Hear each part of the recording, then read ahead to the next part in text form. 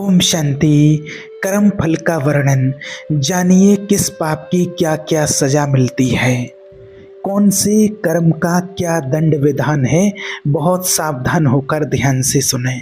देखिए, जो भी हम कर्म करते हैं और समय आने दो वो एक एक कर्म का फल भोगना पड़ेगा। रो नहीं पाओगे ऐसी दशा होती है। यहाँ जो आप कर्म कर रहे हैं वो आपको भोगने पड़ेंगे, अच्छे या बुरे। बिना भोग के ये नष्ट नहीं होते हैं। बस एकमात्र उपाय है। जैसे यहाँ पर अगर कोई गलत कर्म करता है तो वकीलों के द्वारा प्रमाणित किया जाता है, और यहाँ के वकील समझो कि वो चित्रगुप्त हैं। पूरी सीन सहित आपकी चेष्टाओं को अंकित किया जाता है। वो आपके मन में है जो आगे आपको बताएंगे। और जज हैं समझो कि यमराज जी, धर्मराज, और दंड अधिकारी हैं यमदूत।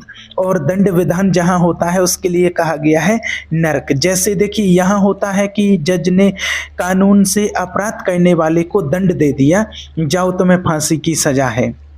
राष्ट्रपति जी का अधिकार है कि वो माफ भी कर सकते हैं। ऐसे ही राष्ट्रपति हैं कि समझो भगवान। और अगर आप शुभ और अशुभ कर्मों से बचना चाहते हो तो एकमात्र उपाय है ईश्वर की शरण में होकर, संपूर्ण समर्पित बुद्धि होकर के परमात्मा को याद करो, भगवान का ध्यान करो, नाम जप करो। अन्यथा जो कर्म किया है उसका फल जरूर भोगना ही पड़ेगा, उससे कोई बचा नहीं सकता है। अब देखिए, यहाँ वैसे तो परमपिता परमात्मा ने हमें कर्मों की बहुत सूक्ष्म गति बताई है, लेकिन क्या है कि जिन लोगों को ज्ञान नहीं है, परमात्मा का जो ज्ञान नहीं मिल पाया है, परमात्मा की पहचान जिनको नहीं मिल पाई है, तो वो लोग कुछ ना कुछ ऐसे कर्म करते रहते हैं जिस कर्म का दंड विधान भी है। और जो परमात्मा को पहचान चुके हैं, जिनको ईश्वरीय ज्ञान प्राप्त हो गया है, वो तो परमात्मा की श्रीमत के अनुसार चलते ही हैं। लेकिन आज यहाँ आप सभी को वो बात बताने जा रहे हैं जो अगर ज्ञान में नहीं लोग चलते हैं, नहीं पहचान पाए, तो अगर शास्त्रों की बात भी मानते हैं और शास्त्रों में जो कर्म के दंडों का विधान है, अगर इसको भी व्यक्ति मान जाए, समझ जाए, तो भी पाप कर्मों से बच सकते हैं और अपने जीवन को श्रेष्ठ बना सकते हैं। अब यहाँ आज जो कर्मों का ज्ञान, जो कर्मों का दंड, जो अपराध करते हैं उसका क्या क्या दंड मिलता है, वो कैसे शास्त्रों में हमारे अंकित है, अगर इस चीज को भी समझ जाएं, इतनी सूक्ष्म और बारीकी गति से बताया गया है, वो आज आप सभी को बता रहे हैं कि कौन कौन से कर्मों का क्या दंड विधान शास्त्रों में है। और इसको ही अगर समझ जाएं तो दुनिया में अत्याचार पाप होना बंद हो जाएगा। लेकिन लोग बस शास्त्रों को देखते हैं, मानते हैं, लेकिन उसमें क्या है वो नहीं जानते हैं। तो देखिए, यहाँ पर जो बात आती है शास्त्रों के ज्ञान की मन जो वर्णन है, वो बात आपको बता रहे हैं। देखिए, सुमत जी अपने पिताजी को बता रहे हैं, यमदूत ने कहा, महाराज, मृत्यु लोक में मनुष्य जो पुण्य और पाप करता है बारी बारी से उसे भोगना पड़ता है। बहुत ध्यान से सुनोगे तो आपको बड़ी सावधानी प्राप्त हो जाएगी। जो छोटी मोटी गलतियां आप हंसी खेल में करते रहते हैं वो भी आपको दंड भोगना पड़ेगा। ये पाप और पुण्य बिना भोगे नष्ट नहीं होते हैं। क्या आपने पाप कर दिया, दान दे दिया तो पाप कट गया? ऐसा नहीं है। पुण्य का अलग विभाग होगा, पाप का अलग विभाग होगा। अगर काट सकते हैं तो सिर्फ ईश्वर का ध्यान, नाम, बस, दूसरा और कोई नहीं। अनेकों जन्मों में जो आपने पाप और पुण्य किया है, जो एकत्रित है, उसका नाम है संचित कर्म। संचित पाप और पुण्य।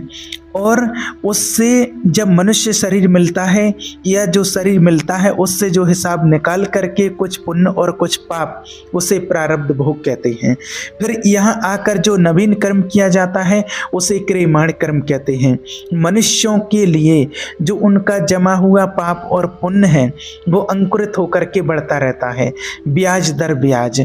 बहुत दुर्गति होती है, इसलिए बहुत जन्म हम अगर भोगें तो भी कहते हैं कि संचित कर्म को नहीं भोग सकते हैं। जैसे बीज मिट्टी और जल की आकांक्षा करता है तभी वो उत्तम वृक्ष रूप धारण करता है, ऐसे ही पाप और पुण्य उसे प्रेरित करके पुनः पाप करवाता है, प्रेरित करके पुनः पुण्य करवाता है। अगर पाप कर्म में रहते हैं तो पाप पर पाप, पाप पर पाप। और अगर एक एकत्रित होकर वृक्ष रूप होकर समय स्थान वो निश्चित करेगा। पाप तुम्हें कहाँ दंड देना है। समय स्थान बुरी दशा आने के पहले बुद्धि बदली जाती है, उसकी बुद्धि बदल दी गई है।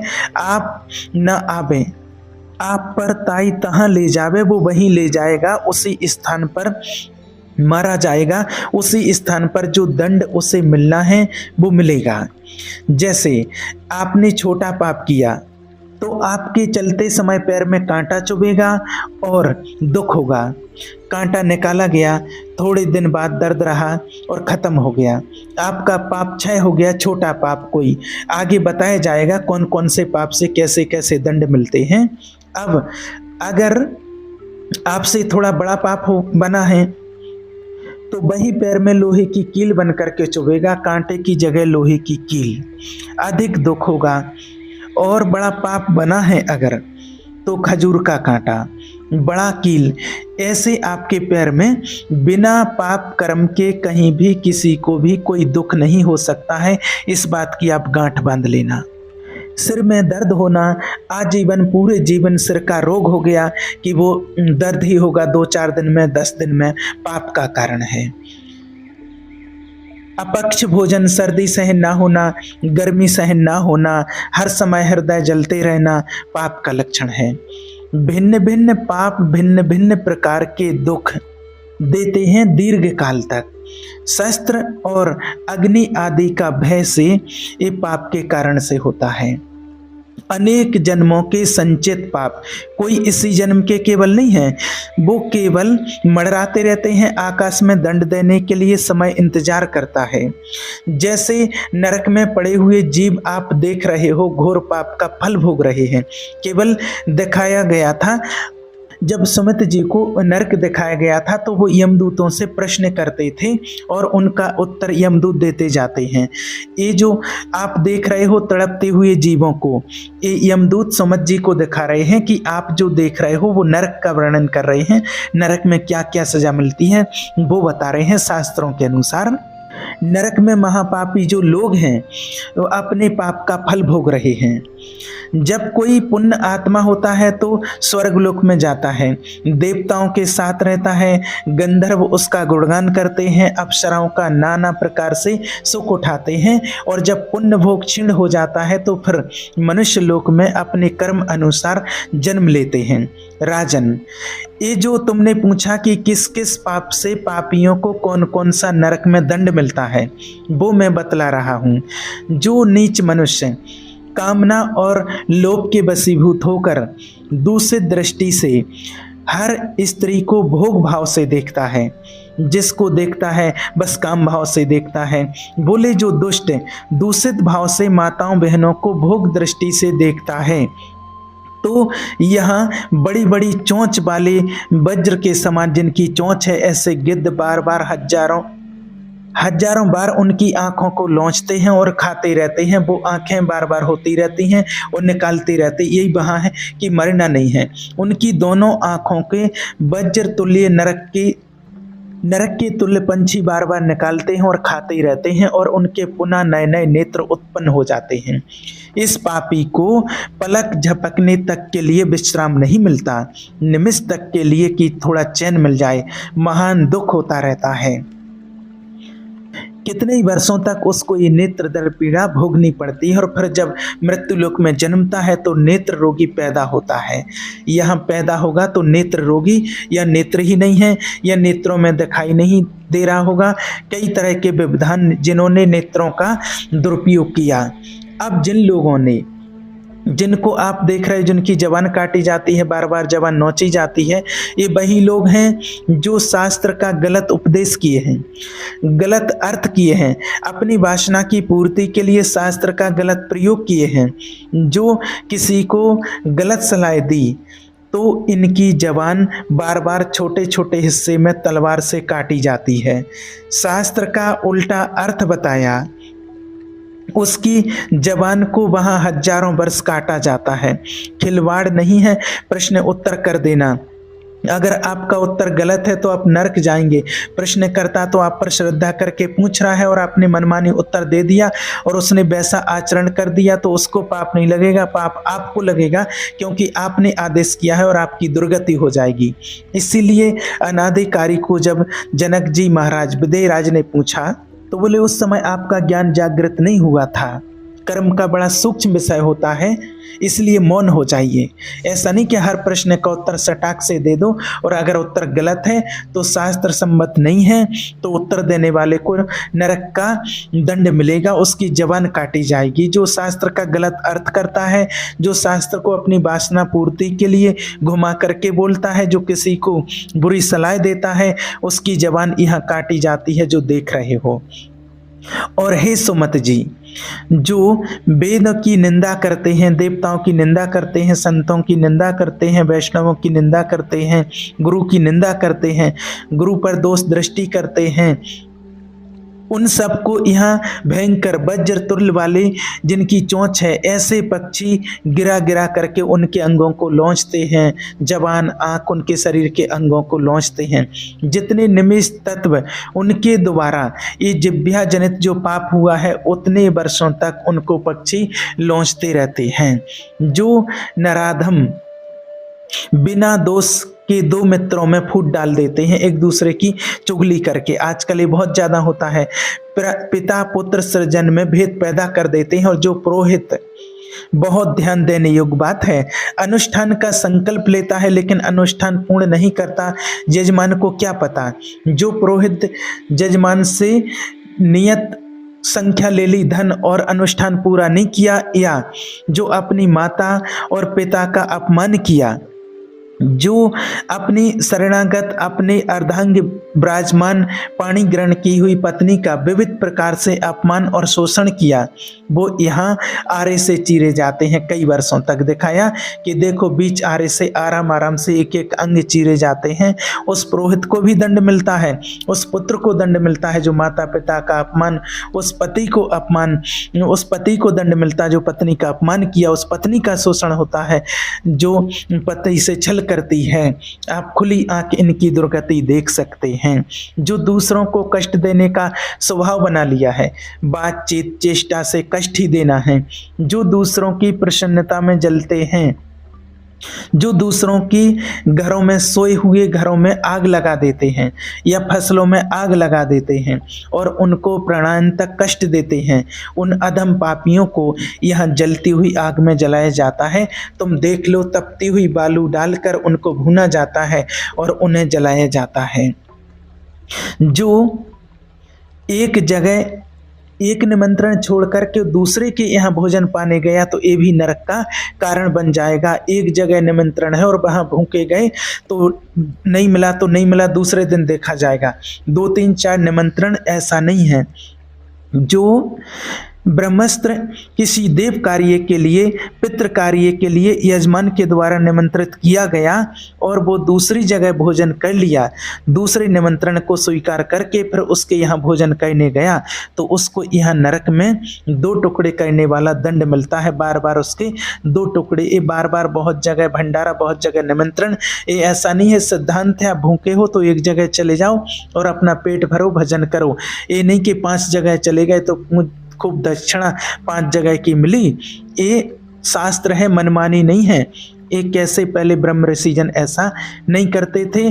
5 घरों में भिक्षा मांग लो या निमंत्रण है तो एक जगह जाके पेट भर लो, जो रूखा सूखा मिले, नहीं तो ये नरकगामी बना देगा, बुद्धि भ्रष्ट हो जाएगी।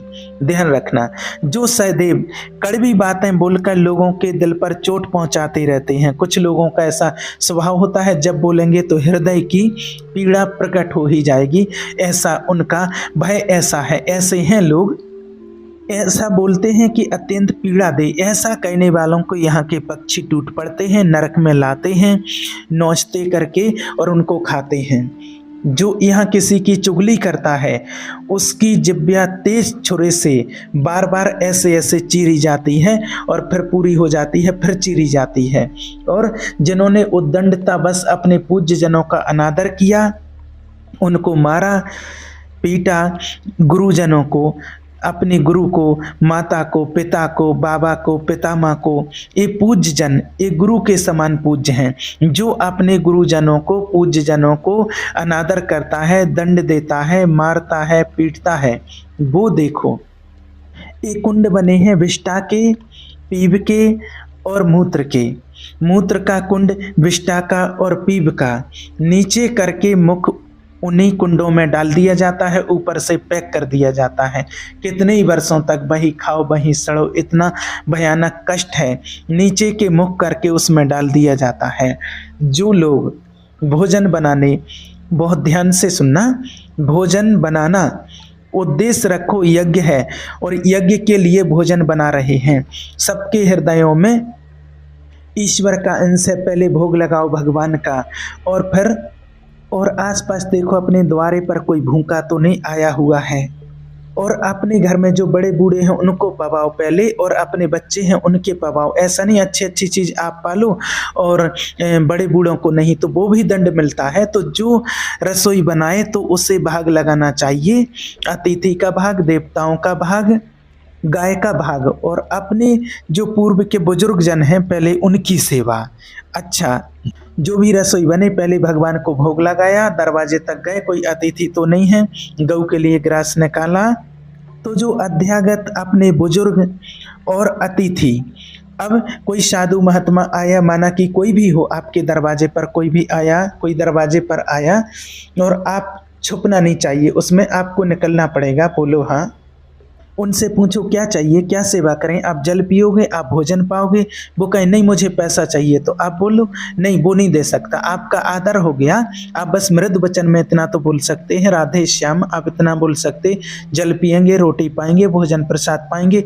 वो कहते नहीं मुझे रुपया चाहिए, तो कह दो नहीं मेरी श्रद्धा नहीं है, बस सामर्थ्य नहीं है, श्रद्धा नहीं है, कुछ भी नहीं, वो चलेगा, पर आपको बाहर निकलना चाहिए। अगर आप छिपे रहे और आपके कान में आवाज आई कि भिक्षुक वापस जा रहा है, तो आपके सुकृत नष्ट हो जाएंगे और आपको पाप लगेगा। ये धर्म है अतिथि देवो भव। देना ना देना वो आपके ऊपर की बात है, लेकिन मृद वचन, जल और भोजन, ये तीन तो प्रायः सब। नहीं कुछ है तो एक फल दे दो, और वो कहता कि मुझे भूख लगी है तो आप यहीं बैठिए, और जो भी माताएं बहनें हैं तो पुरुष वर्ग से अपनी उनके लिए 2 रोटी भेज दीजिए। जो दुष्ट आए हुए अतिथि का अपमान कर देता है, अतिथि देवो भव, बड़ी महिमा है ग्रस्त धर्म में, साधु सेवा की बड़ी महिमा है। तो उसे यहाँ पीप चाट चाट करके पिवाई जाती है नरक में, उनका बुरा हाल होता है। बहुत सावधानी, इसलिए धर्मात्मा पुरुष एक एक कार्य को बहुत धर्म पूर्वक, जो यहाँ दूसरे के भाग का अपहरण कर लेते हैं, अब अपने घर वालों के लिए अच्छे अच्छे, तो उसे भी दंड मिलता है, विविध प्रकार से उसे सताया जाता है। जब कोई अर्थार्थी शरणागत तुम्हारी शरण में आ जाए और तुम उसके साथ धोखा करो, तो यहाँ भी दंड मिलेगा और वहाँ भी दंड मिलेगा। तो कह रहे हैं जो आए हुए शरणागत के साथ छल करता है, तो यहाँ थूक, खखार, इसके कुंड बने हैं और उसमें डाल दिया जाता है। सोचिए आप, थोड़ी देर आप भावना करो, गटर में पैक करो, मरना है नहीं, कैसा लगेगा, थूक खकार उसमें पैक कर दिया जाए। इतनी महिमा है नरक की गतियों की, सोचो। फिर भी लोग पाप करने से नहीं मान रहे हैं, शास्त्रों की ही बात मान लें अगर तो। और आगे कहते हैं यमदूत, हे सुमत जी, जो लोग झूठे मुंह और झूठे हाथ देवताओं का स्पर्श करते हैं, जो लोग ऐसा अपवित्र कार्य करते हैं, उनके हाथों को यहाँ यमराज तिल तिल भर करके काटते हैं, जैसे कोई सब्जी काटता है, बड़ी रफ्तार से ऐसे बार बार काटते हैं। ऐसा थोड़ी शास्त्रों में बताया गया है, यहाँ ऐसा चलता ना, पैर धोए ना जूता उतारे ना कुल्ला किया ना कुछ नहीं, बस नरक की गति को प्राप्त होने वाले। तभी तो बुद्धि भ्रष्ट मनमाने आचरण कर रहे हैं ना। पहले कैसे खाना खवाया जाता था, सबके चरण धोए जाते थे, हाथ धोए जाते थे, कुल्ला कराया जाता था, कितना पवित्र व्यवहार होता था। पट्टी बिछा दी और बस हाथ धुलवाए, कुल्ला करवाया, सब बैठे, सबकी फिर भोजन करवाया जाता था, और बढ़िया दोना पत्तल में भोजन कराया जाता था। और यहाँ जो होटल में खाते हैं ना, वो कोई रज मिट्टी वगैरह या ज़्यादा साबुन कुछ ऐसे लगा के थोड़ी धोते, थोड़ा थोड़ा ऐसे ही मारा और बस वही रूमाल हजारों में फेर दी और बस ले जाओ। और बस मतलब क्या है जिसमें वो बफर सिस्टम होता है ना कि सब ऐसे ही ले ले करके पाते हैं। अब उसमें वही शराब पिए हुए व्यक्ति खा रहे हैं, उसी में वो बस जिसको जो मन आया फिर लेने का मन आया, कोई रोकने वाला तो है नहीं, फिर जूठे हाथ फिर ले लिया। फिर बस कहते हैं वीआईपी लोग हैं, वीआईपी लोगों की वीआईपी व्यवस्था है, तो समझ लीजिए। और आगे कहा, जो जेठ होकर अपनी लघु भ्राता की पत्नी के साथ, पिता होकर अपनी पुत्री के साथ, भाई होकर अपनी बहन के साथ, या फिर गुरु पत्नी के साथ, ऐसे लोगों को तपाई हुई लोहे की स्त्री के साथ बेड़ियों से, लोहे की ऐसी जंजीरों से जो जलती हुई, उसी में जकड़ दिया जाता है। बहुत तुम्हारी बुद्धि भ्रष्ट हुई थी, जो बहन बेटी और पवित्र संबंध भी नहीं तुम्हें दिखाई दिए, तो उसमें लपेट दिया और लोहे की धधकती हुई आग लोहे की जंजीरों में बांध दिया। त्राही माम पुकार रहे, बस बरसों तक पुकार रहे, मरना तो है नहीं, जकड़ दिया। आग का अंगार आसपास उसके रख दिया जाता है, उसके पूरे शरीर के बार बार तह आग होती है, वो चिल्लाता है। ऐसे नराधर्मों को यहाँ बहुत दंड दिया जाता है। यमदूत कहते हैं, जो अपने कानों से गुरु की निंदा सुनता है, जो अपने कानों से वैष्णव जनों की निंदा सुनता है, जो दूसरों की निंदा सुन करके हर्षित होता है, ऐसे पापियों को यमदूत जो लाते हैं यमराज के, वो तपाया हुआ लोहा उनके कानों में डाला जाता है। बार बार उनके कानों में तपाया हुआ लोहा किसी की निंदा सुनने वालों के, सोचिए। और आज जब किसी की कोई बुराई करता है, निंदा करते हैं ना, तो बड़े हर्षित होते हैं। तो कुछ लोग ऐसे हर्षित होते हैं जैसे उनको सम्राट पद मिल रहा हो। अरे पर निंदा किए के आवत नहीं कछु हाथ, मूरख पर्वत पाप को ले चल अपने साथ। यहाँ विलाप करते हैं, यहाँ पर यमदूत स्वयं कह रहे हैं कि हम लोगों के हृदय में दया तनक भी नहीं है, और क्रोधित होकर उनको और कष्ट देते हैं। जैसे वो विलाप करते हैं तो क्रोधित होकर और कष्ट देते हैं। जो देव मंदिर में जमीन लगाई गई, या किसी ऋषि मुनि को दान में दे दी गई, या कोई सभा भवन है सार्वजनिक, जो इनको तुड़वा कर उनकी जमीन हड़प लेते हैं, उस जगह अपना निवास स्थान बना लेते हैं, उसका प्रयोग करते हैं। यहाँ यमदूत उन्हें ला कर के धीरे धीरे उनके शरीर की खाल उतारते हैं। पूरी उधल गई, फिर शरीर में नई खाल, फिर धीरे धीरे फिर होश में रहना। ये नहीं कि देवालय की लगी हुई संपत्ति का प्रयोग कर लिया है, देवालय को विध्वंस कर दिया, सभा भवनों को विध्वंस करके अपने लिए अपना कब्जा, तो फिर ये वो चीखते चिल्लाते हैं, पर यहाँ दया नहीं है। और आजकल क्या है, इस शास्त्रों की बातें कोई सुनना नहीं चाहता है, सुने नहीं जाते, इसलिए मनमानी आचरण करते रहते हैं। जो अपनी कन्या को रकम दे करके बेचते हैं ना कि हमको इतना पैसा चाहिए, एक से बेचा फिर दूसरे के साथ बेचा, ऐसा भी करते, उसको यहाँ लाया जाता है और उसके शरीर में बड़े बड़े घाव किए जाते हैं, और फिर नमक की नदी है, उस नदी में डाल दिया जाता है। जो मनुष्य, अगर कोई समस्या आई, नष्ट हो गई, पुत्र पत्नी बंधुवार बुजुर्गजन, किसी का त्याग कर देता है विपत्ति आने पर और अपना पेट पालन करने लगता है, इनको छोड़ देता है, तो यहाँ हम लोग, कुछ यमदूत ऐसे हैं जो बिल्कुल कर्कश होकर के उनके मांस को नोचते हैं और उसी के मुंह में डालते हैं, उसी को खाना पड़ता है। जो मनुष्य अपने पुण्यों को यहाँ बेच देते हैं, उनकी बड़ी दुर्गति होती है। जैसे 1 घंटे नाम कीर्तन करेंगे 500 रुपया लेंगे, अमुक कार्य करेंगे अमुक रुपया लेंगे। जो अपने पुण्यों को बेच देते हैं, कई तरह से बेचना होता है। जो अपने पुण्य कार्यों का दाम लेते हैं, बेच देते हैं, वो पापी हैं और उनको यहाँ चक्कियों में पीस करके नरक में पीसा जाता है, जैसे आटा पीसा जाता है। बेचही वेद धर्म दुलही। पहले ऐसा नहीं था, परोपकार के लिए ब्रह्म ऋषियों का जीवन था, कुछ मिला नहीं, किसी भी तरह से जीवन व्यतीत करते थे। बड़े बड़े चक्रवर्ती सम्राट देख करके भयभीत हो जाते थे। तब पूर्ण जीवन, बेचने का कहीं विधान नहीं। जो जीवन में अपने किए हुए पुण्यों को बेच देते हैं, उनको वहाँ चक्की में जैसे आटा पीसा जाता है, ऐसे पीसा जाता है। ये ना समझो कि मौज ले लो, मनमानी कर लो, भोगना पड़ेगा एक एक चीज। वहाँ नरक में जाकर के एक एक चीज को भोगना पड़ेगा। चक्कियों में पीसे जाते हैं जो अपने पुण्य कर्मों को बेचते हैं। जो यहाँ किसी की धरोहर मिली है, कि भैया हमारे इत्रों पे रख लो, ये सामग्री रख लो, हम समय से ले लेंगे, अभी व्यवस्था है या कहीं बाहर जा रहे हैं। और फिर वो मुकर गया कि कौन धरोहर कब दिया, कैसे दिया, किसे दिया, तो उन्हें यहाँ जलती हुई लोहे की जंजीरों से बांध दिया जाता है और ऐसे कुंड में फेंक दिया जाता है जहाँ बड़े कीड़े भयावने विषैले, और वो उनको हजार हजार वर्ष तक मने ऐसे दिखाते कितने ही वर्षों तक वहाँ लौच रहे। कौन? जो दूसरों की ली हुई धरोहर को मुकर जाते हैं, कब दिया तुमने, बदल जाते हैं। जो पापी दिन में अपनी पत्नी के साथ गलत काम करते हैं, जो पराई स्त्री के साथ रात में गलत काम करते हैं, चाहे दिन में अपनी स्त्री क्यों ना हो, लेकिन गलत काम निषेध है, वो यहाँ पापी जन लाए जाते हैं। बहुत गहरा कुंड है जो खोपड़ी के बल उसमें छोड़ दिए जाते हैं और लोहे के बड़े बड़े नीचे कांटे लगे हैं और वो चुभे जाते हैं, फिर फेंके गए, फिर निकाले गए, फिर निकाले गए, फिर फेंके गए। और जो सदैव नई नई भोग प्रवृत्ति के लिए नवीन नवीन स्त्रियों को फंसाते रहते हैं और उनसे सहवास करते हैं, तो यहाँ एक बहुत बड़ा वृक्ष है सेंवर का जैसा, और उसमें बहुत विषैले कांटे हैं। उस पापी को उसमें जबरदस्ती खींचा जाता है, बार बार नीचे, बार बार ऊपर, करो आलिंगन। अब अधिक मात्रा में वो खून से लथपथ होकर के जहरीले कांटे लगने से व्याकुल होकर त्राहिमाम पुकारता है।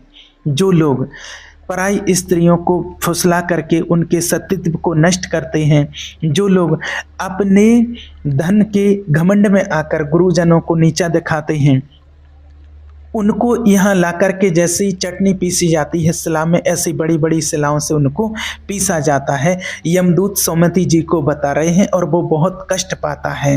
ये यमलोक बड़ा दुखमय है, दिन रात यहाँ व्यथा ही व्यथा है। तो ऐसे ऐसे शास्त्रों में वर्णन है, ऐसे ऐसे नरक का ऐसा वर्णन है। अब सोचिए, अगर ये बातें कोई सुने समझे तो आज यहाँ पर दुनिया में पाप कर्म हो ही ना। ऐसे ऐसे वर्णन अभी तो और बहुत सारे हैं, बहुत लोग जानते ही नहीं, ना इनको जानना चाहते हैं। तो देखिए, कहने का भाव है कि एक एक पाप कर्म का बहुत दंड तो भोगना ही पड़ता है, चाहे कोई भी पाप कर्म करे, और अभी भी यहीं पर भोगना पड़ता है। वहाँ नरक की तो बात छोड़ो, यहीं पर भोगना पड़ता है। परमात्मा ने तो हमें एक एक पाप कर्म की गति बताई है। ये सिर्फ इसलिए बताया है कि जो लोग अगर शास्त्रों को ही मानते हैं तो कम से कम शास्त्रों को माने, उसमें जो पाप का वर्णन दिया गया है उसको समझें और पढ़ें, पाप कर्म से बचें। क्योंकि हमारे ऋषि मुनि जानते थे कि आने वाले समय में लोग कितना पाप करेंगे, वो त्रिकालदर्शी कहे जाते थे। इसलिए उन्होंने ये वर्णन किया कि कम से कम इसको पढ़ करके, इसको सुन करके तो कम से कम पाप करने से बचे रहें और अधर्म से बचे रहें, सृष्टि पर अत्याचार ना बढ़े। इसलिए, लेकिन आज वो उनकी बात को भी नहीं समझते हैं और अत्याचार पाप लोग दिन प्रतिदिन करते रहते हैं। फिर उसका दंड विधान बनता है, और कोई भी पाप कर्म करे तो वहाँ नरक की बात छोड़ो, यहीं पर उसको ऐसे ऐसे दंड भोगने को मिलते हैं जो इसमें वर्णन है, वो आप देख रहे हैं। इसलिए गलती से भी कभी कोई भी पाप कर्म नहीं करना चाहिए। अगर कर रहे हैं तो दंड भोगने के लिए उसको तैयार रहना। अगर कोई पाप हो गया है तो भगवान से माफ़ी प्रार्थना करके रोज परमात्मा से माफ़ी मांगो और भगवान से माफ़ी मांगो, मेडिटेशन करो और घोर तपस्या करो, ऐसी तपस्या कि जिससे आपके वो पाप नष्ट हो जाएं। बाकी मेडिटेशन, ध्यान, नाम जप, इसके अलावा और कोई विधान नहीं है कि आपके पाप नष्ट हो जाएं। जब आप मेडिटेशन, ध्यान युक्त तपस्या करेंगे तभी आपके पाप कर्म नष्ट होते हैं। ठीक है। ओम शांति।